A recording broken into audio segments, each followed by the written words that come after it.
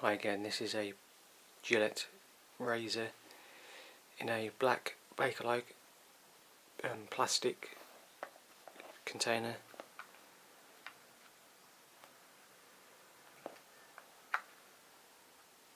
It's got the Gillette embossed on the top. Inside has the razor and 5 blades that are still sealed. It's the handle of the razor.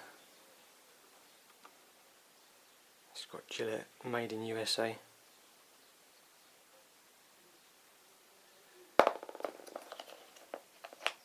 And then the razor head. Again, that says Gillette on one side and then made in USA. The other part.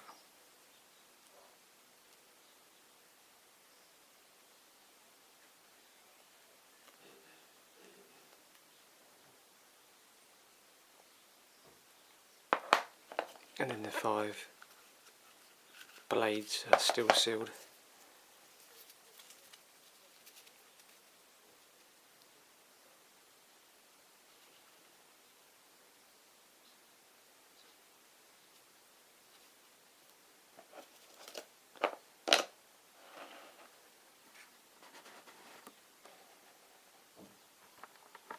Thanks for watching.